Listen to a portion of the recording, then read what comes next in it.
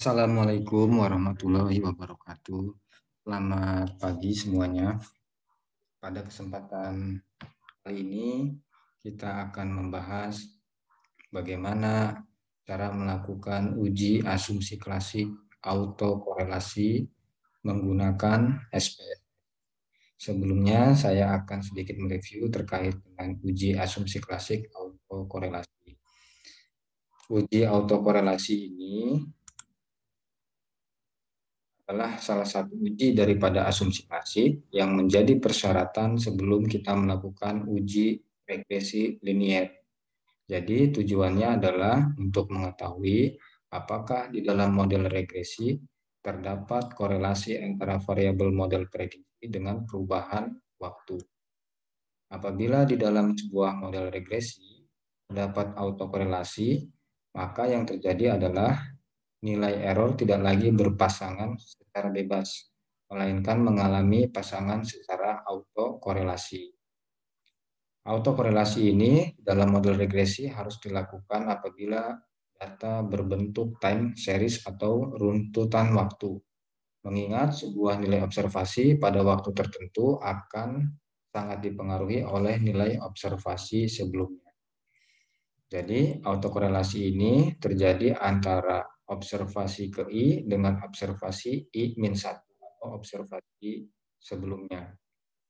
Misalkan sampel nomor urut 50, umumnya nilainya akan dipengaruhi oleh sampel nomor 49. Dan sampel nomor 49 akan dipengaruhi oleh sampel nomor 48. Sampel nomor 48 akan dipengaruhi oleh sampel 47 dan seterusnya. Salah satu contoh daripada autokorelasi kasusnya adalah sebagai berikut. Apabila pada bulan Mei sebuah perusahaan harus mengeluarkan dana operasional lebih untuk membayar tunjangan THR dan juga tunjangan bonus insentif karyawannya, maka secara otomatis pada bulan tersebut pengeluaran perusahaan akan tinggi, ya, secara otomatis pengeluarannya tinggi. Namun di bulan berikutnya yaitu di bulan Juni, pengeluaran perusahaan tentu akan lebih rendah karena tidak ada pengeluaran tersebut. Nah, kasus di atas menggambarkan bahwasanya korelasi pada bulan Juni, ya, pengeluarannya menjadi rendah disebabkan oleh adanya autokorelasi karena dipengaruhi oleh bulan sebelumnya yaitu bulan Mei, ya. Nah, ini adalah salah satu contoh kasus autokorelasi. Akibat daripada autokorelasi adalah sebagai berikut. Pertama, menyebabkan varians dari model regresi tidak minimum, sehingga tidak menjadi blue, ya, sebagaimana kita tahu bahwasanya persyaratan data untuk linear adalah blue, yaitu base, linear, unbiased, dan estimator. Nah, karena estimator kemungkinan akan mengalami bias pada saat jadi autokorelasi, maka itu disebut tidak lagi menjadi blue. Dan yang kedua, standar error dari koefisien regresi akan mengalami underestimate. Kemudian autokorelasi yang kuat di antara dua variabel yang tidak berhubungan akan menjadi berhubungan sehingga berpengaruh terhadap nilai R-square-nya yang dihasilkan. Kemudian yang keempat, residual dari model regresi akan bermasalah. Untuk mengetahui uji autokorelasi, kita dapat menggunakan beberapa pengujian sebagai berikut. Pertama, kita bisa menggunakan metode grafik. Yang kedua, kita bisa menggunakan uji Watson. Yang ketiga, menggunakan Lagrange multiplier atau LM. Yang keempat, kita bisa menggunakan uji Brecht-Godfrey. Dan yang kelima, kita bisa menggunakan uji Rantes.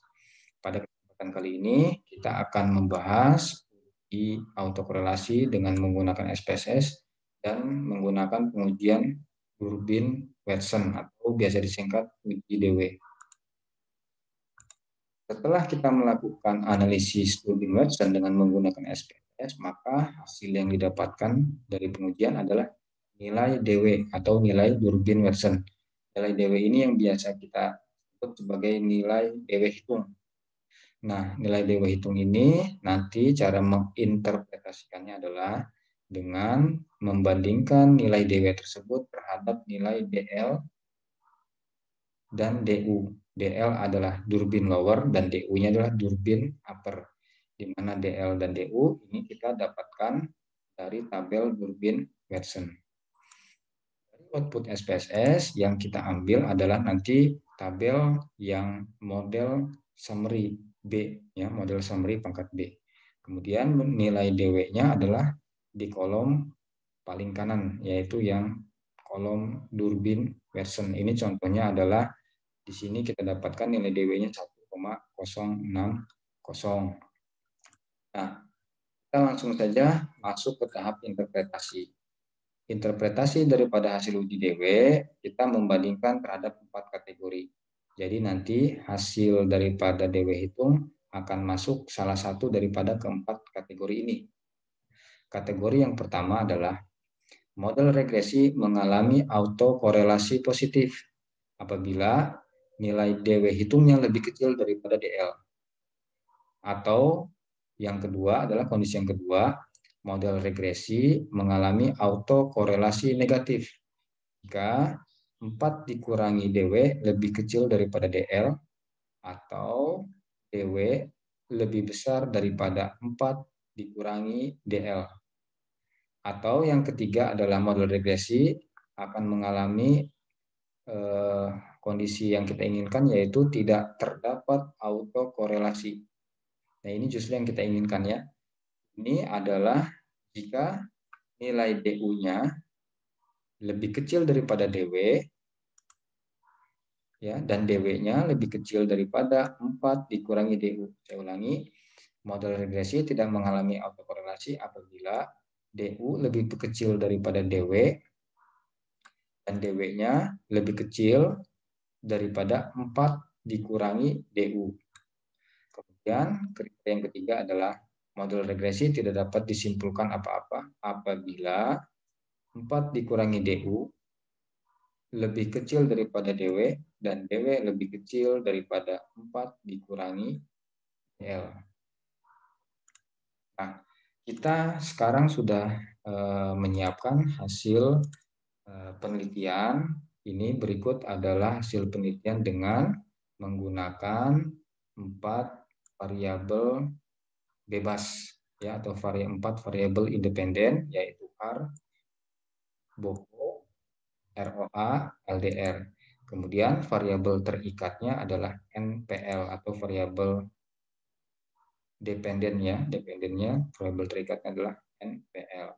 Kemudian untuk di sini saya menyimbolkan, ya, saya punya 10 bank, ya, bank 1, 2, dan seterusnya sampai bank 10, di mana setiap bank datanya adalah berbentuk time series, yaitu kita sampling 5 tahun ke belakang, ya.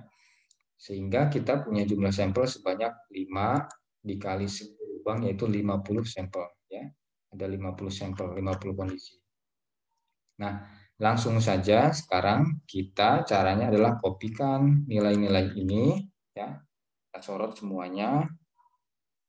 Sorot. Inilah yang disebut dengan data time series atau data runtutan waktu ke waktu. Setelah kita copy Excel-nya, kita masukkan ke dalam SPSS. Nah, di sini saya telah siapkan SPSS, ya, data sheet-nya yang masih kosong. Oke. Kita dulu satu persatu. Oke, di sini 91,0, ya. Ini 95,0. Kita harus perhatikan bahwasanya titik itu adalah dibaca sebagai koma, ya, di dalam SPSS. Kemudian kita sudah masukkan variabel bebasnya 1, 2, 3, 4 dan variabel terikatnya NPL. Sekarang kita tinggal berikan label. Yang pertama di sini adalah CAR, kedua adalah BOPO, ketiganya ROA, keempatnya LDR, dan kelimanya NPL. Dulu bandingkan dengan Excel-nya, CAR, BOPO, ROA, dan LDR. Berarti sudah tepat. Sekarang kita kopikan ke kolom label. Caranya, Kita sorot semua yang mau di-copy. Kemudian kita sorot mau di-copy ke sebelah mana. Ya. Kemudian kita Ctrl V atau paste. Oke. Desimal kita tetap menggunakan 2 desimal ya.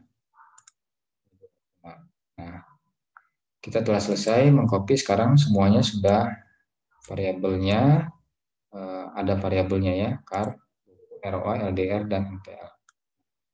Penelitian ini tujuannya adalah menggunakan regresi linear berganda. Kita ingin mengetahui pengaruh daripada char, BOPO, ROA, dan LDR terhadap NPL. Nah, sebelum kita melakukan regresi linear berganda, otomatis kita harus menguji asumsi klasik. Salah satunya yaitu autokorelasi. Cara untuk menggunakan autokorelasi Durbin-Watson adalah kita klik analisis, kita pilih regresi, kemudian kita pilih linear, ya masing-masing variabel kita masukkan ke kolom sebelah kanan. Variabel independen ada 4, kita masukkan ke kolom variabel independen.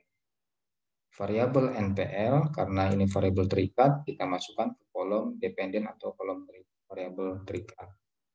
Kemudian kita klik statistik, ya. Kita pilih Durbin-Watson karena kita mau menguji autokorelasi menggunakan Durbin-Watson. Collinearity ini berhubungan dengan uji multikolinearitas, ya. Kemudian kita klik plot, kita pindahkan Z prediksi ke X, Z residual ke sumbu Y, ya. Kemudian kita klik continue. Save ini kita mau memunculkan nilai prediksi, value prediksi unstandardized. Kemudian kita munculkan juga nilai residual unstandardized-nya. Kemudian kita klik, ya. Kemudian kita oke. Hasil daripada olah data kita bisa lihat di jendela outputnya SPSS. Berikut jendela outputnya. Dari sekian banyak tabel, kita lihat tabel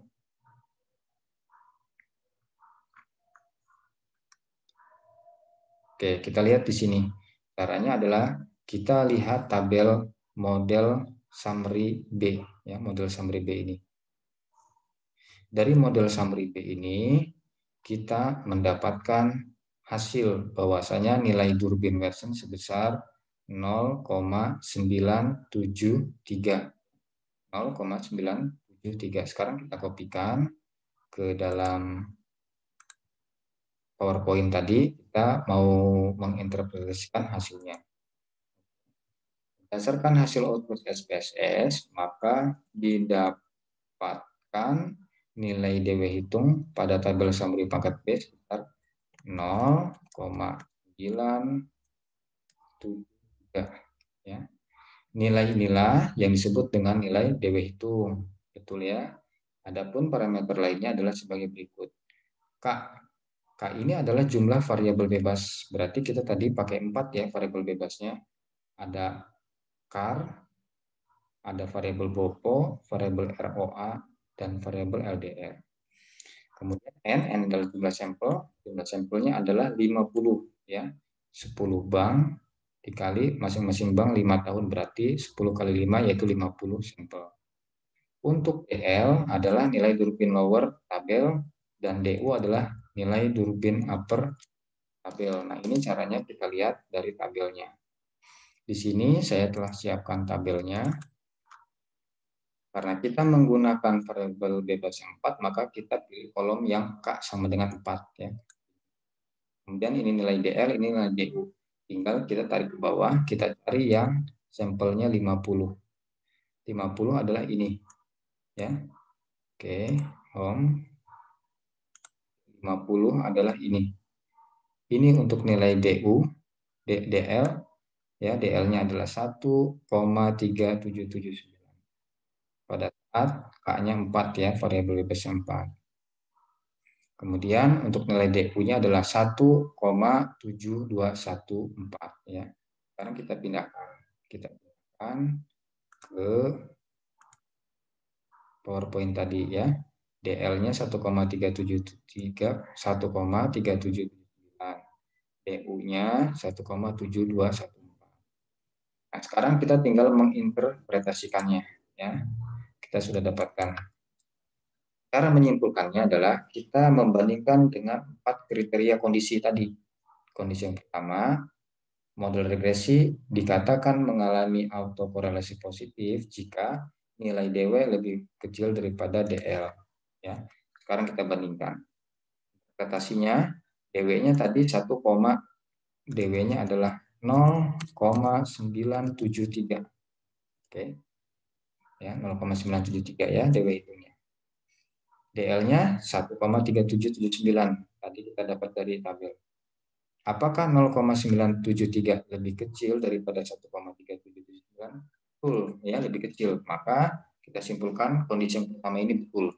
Ya. Lanjut kita ke kondisi yang kedua. Ya, kriterianya adalah model regresi akan mengalami autokorelasi negatif jika 4 dikurangi DW lebih kecil daripada DL atau DW lebih besar dari 4 min DL. Sekarang kita interpretasikan dengan kondisi yang pertama. Ya, yang ini 4 dikurangi DW lebih kecil daripada DL. Sama dengan 4 dikurangi DW-nya, kita hitung. Ya, DW-nya adalah 0. Kita dapatkan tadi 0, DW-nya 0,973. Ya. Kemudian DL-nya adalah 1,3779 tadi dari tabel. 4 dikurangi 0,973, kita hitung. 4 dikurangi 0,973 adalah 3,027. Kita tulis di sini ya. 3,027. 3,027 lebih kecil daripada 1,3779. Ini tentunya salah. Karena tidak mungkin 3,027 ini lebih kecil daripada 1,3. Jadi kondisinya salah.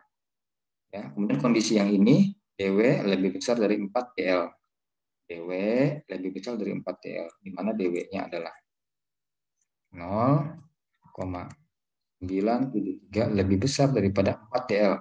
4 dikurangi DL-nya adalah 1,379. Berarti 0,973 lebih besar daripada ya, 4 dikurangi 1,3779. Berarti 2,6221. Nah, tentunya salah. Kenapa salah? Karena tidak mungkin 0,973 ini lebih besar dari 2,6. Ya, ini salah. Harusnya 0,973 ini lebih kecil daripada 2,6. Oke. Jadi kondisi autokorelasi negatif ini tidak terjadi pada regresi ya, karena salah. Sekarang kita uji lagi yang kondisi ketiga. Model regresi tidak terdapat autokorelasi, ini yang kita inginkan. Ya. Apabila nilai DU-nya lebih kecil daripada DW dan nilai DW lebih kecil dari 4 dikurangi DU. Nah, kita interpretasi. DU-nya adalah, kita lihat DU-nya. DU-nya 1,7214. Maka 1,7214 kurang dari, tadi DW hitungnya dapatnya 0,973. Dikurangin 4 dikurangi DU ya. Berarti 1,7214 lebih kecil daripada 0,973 dan 0,973 lebih kecil daripada 2,2786. Kondisi ini juga salah. Kenapa salah? Tidak mungkin 1,7214 ini lebih kecil daripada kondisi 0,973. Tidak mungkin 1,7214 lebih kecil daripada 0,973. Makanya salah. Kemudian yang keempat, pengujian yang keempat, model regresi tidak dapat diambil kesimpulan apa-apa apabila 4 dikurangi DU lebih kecil daripada DW. Ya, 4 dikurangi DU lebih kecil daripada DW. Ya, dan DW-nya lebih kecil daripada 4 dikurangi DL. Sekarang kita interpretasikan. 4 dikurangi DU adalah 4 dikurangi 1,7214 lebih kecil daripada DW. DW-nya kita dapatkan tadi 0,973. Ya, kemudian 4 dikurangi DL. 4 dikurangi DL itu berarti 4 dikurangi 1,37. Lihat DL-nya berapa? 1,3779 ya. 1,3779. 4 dikurangi 1,3779 adalah 2,6221. 221. Sekarang kita interpretasi. 2,276 lebih kecil dari 1,060. Tentunya salah ya. Mungkin 2,27 lebih kecil daripada 0,973 nilai DW-nya. Tidak mungkin 2,2786 ini lebih kecil daripada 0,973. Tidak mungkin ya. Itu ini salah. Nah, sekarang keempat, kondisi kemungkinan autokorelasi sudah kita analisis. Kemungkinan pertama, kedua, ketiga, dan keempat. Nah, sekarang kita menyimpulkan, cara menyimpulkannya adalah dari keempat kriteria autokorelasi di atas yang kondisinya terpenuhi atau benar berarti ya, adalah kondisi nomor 1, yaitu DW lebih kecil daripada DL. Ya. Oleh karenanya, kita dapat simpulkan bahwasanya model regresi mengalami autokorelasi positif. Kenapa? Kita lihat tadi dari 4 kondisi, ya, kondisinya yang betul, ya, ini betul atau benar ya. Kondisinya yang betul, kondisinya ini adalah benar ya.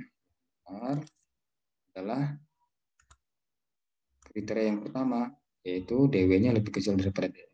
Sedangkan kriteria kedua ini salah, kriteria ketiga pun salah, kriteria keempat salah. Nah, karena yang benar adalah yang pertama, DW-nya lebih kecil daripada DL, maka model regresinya mengalami autokorelasi. Ya.